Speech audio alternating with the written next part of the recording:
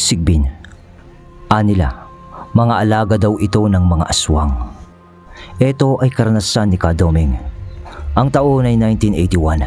Barangay Duenas, Dumalag, Capiz. Si Kadoming ay isang kilalang albularyo nung araw na may kakayahang manggamot. At maraming usap-usapan na siya ay may kakambal na lihim. Sabi nila, ito daw ay isang sigbin.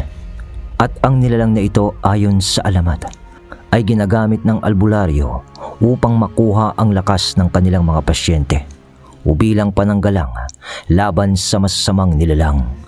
Nang isang gabing kabilugan ng buwan, napansin ng mga residente ang kakaibang ingay sa likod ng bahay ni Kadoming.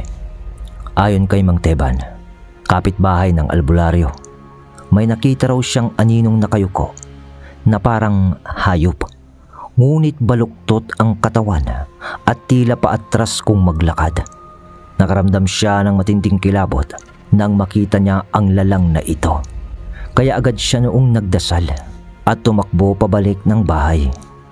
Nang lumipas naman ang gabing yun, kinaumagahan ay kumalat na ang balita sa baryo. Marami ang nagtatanong kung totoo bang may sigbin si Kadoming. Ang iba'y nagsasabing nakita nila itong tumatawid sa daan na tila aso, ngunit may mahahabang tenga at mapupulang mga mata. Ang iba naman ay nagkukwento ng misteryosong pagkawala ng ilang alagang manok o hayop sa lugar. Hindi nagtagal, dahil sa mga agam-agam na yun ay nagtipon ng mga kalalakihan ng baryo. Pinamunuan ito ni Mang Ernesto upang alamin ang totoo. At ng gabing ito, dala ang mga sibat at machete, nagtungo sila sa bahay ni Kadoming. Tahimik ang paligid, ngunit marami silang kaluskos na naririnig. Kaya naman pinagmasiran nila ang buong palibot ng bahay. Pagdating nila sa likod ng bahay, narinig nila ang mahinang ungol, parang aso, ngunit mas malalim at may halong yabag ng isang mabigat na nilalang. Dahan-dahan sila noong lumapit.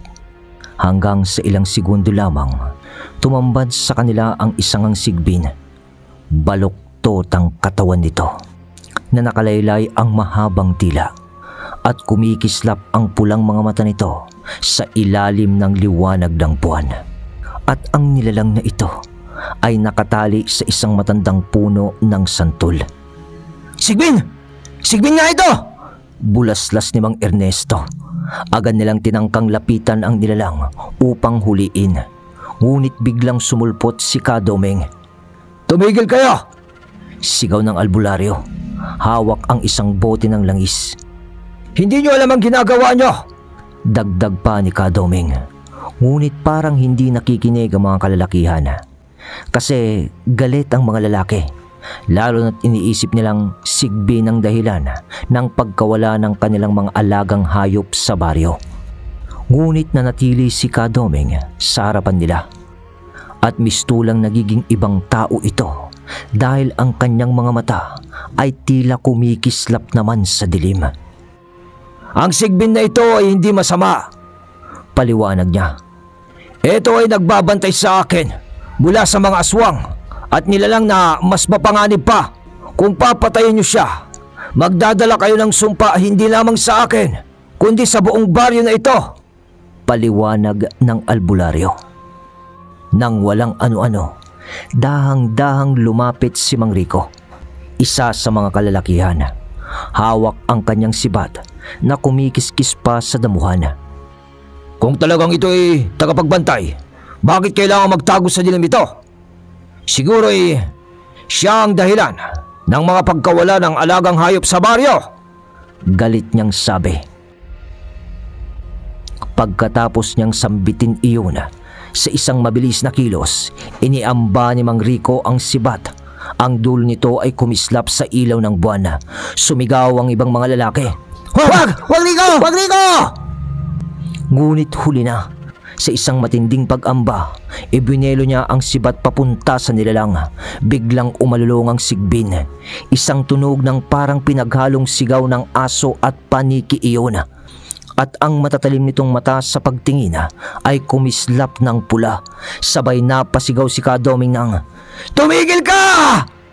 Ngunit bago naman tumama ang sibat sa lalang, nakarinig sila ng matinis na tunog na parang napupunit na lubid.